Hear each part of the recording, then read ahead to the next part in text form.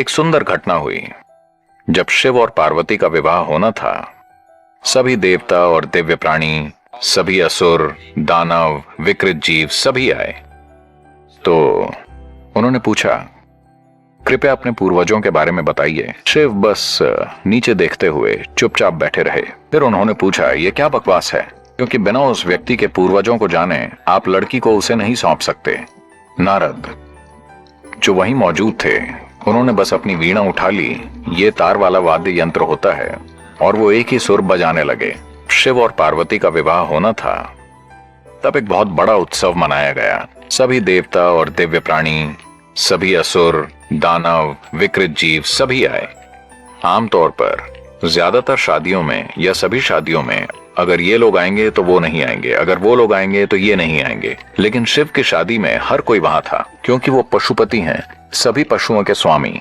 तो सारे पशु आए। एक भव्य विवाह। सभी मनुष्य, देवी देवता, दानव, विकृत प्राणी, पिशाच, शैतान, भूत प्रेत, पशु, जीव जंतु, कीट, कीड़े, वो सब आए। एक बड़ा उत्सव था। तो एक असल विवाह समारोह चल रहा था।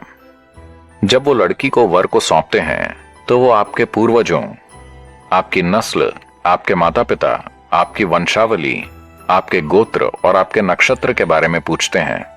आप जानते ही हैं आपके नक्षत्र और ये सब चीजें। उन्होंने पूछा, कृपया अपने पूर्वजों के बारे में बताइए। शिव बस नीचे देखते हुए चुपचाप बैठे रहे। नारद, जो वहीं मौजूद थे, उन्होंने बस अपनी वीणा उठा ली। ये तार वाला वाद्य यंत्र होता है, और वो एक ही सुर बजाने लगे। बार बार पूछ रहे थे।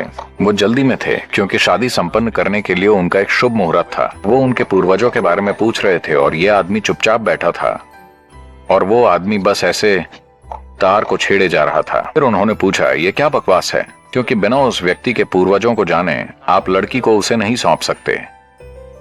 आप चुप क्यों बैठे हैं और आप लगातार तार क्यों छेड़ रहे हैं? तब नारद ने कहा, वो स्वयं भू हैं, इनके कोई माता पिता नहीं है, क्योंकि पूरी सृष्टि का आधार ध्वनि में निहित है, और क्योंकि इनकी सभी ध्वनियों पर महारत है, जिसका मतलब है कि सृष्टि पर अपनी महारत से इन्होंने खुद का निर्माण किया, इसलिए ध्वनि ही इनका वंश है। इसीलिए मैं तार को छेड़ रहा हूं। शिव को स्वयंभू के रूप में जाना जाता है। स्वयंभू यानी स्वनिर्मित। उन्होंने खुद ही अपना सृजन किया है। कोई पिता नहीं, कोई माता नहीं, एक आत्मनिर्मित प्राणी। इस आयाम को इस तरह इसलिए प्रकट किया जाता है क्योंकि वो आदि योगी हैं, वो पहले योगी हैं। अगर आप पहले योगी हैं तो आप आत्मनिर्मित ही हैं। जब हम उन्हें एक योगी कहते हैं, जब हम किसी को भी योगी कहते हैं, तो असल में एक तरह से हम कह रहे हैं कि वो आत्मनिर्मित हैं। वो सामान्य किस्मत की ताकतों को उपलब्ध नहीं हैं, वो कर्म की ताकतों को उपलब्ध नहीं हैं, वो जीवन की सामान्य प्रक्रियाओं को उपलब्ध नहीं हैं। उनका जीवन स्वनिर्मित है।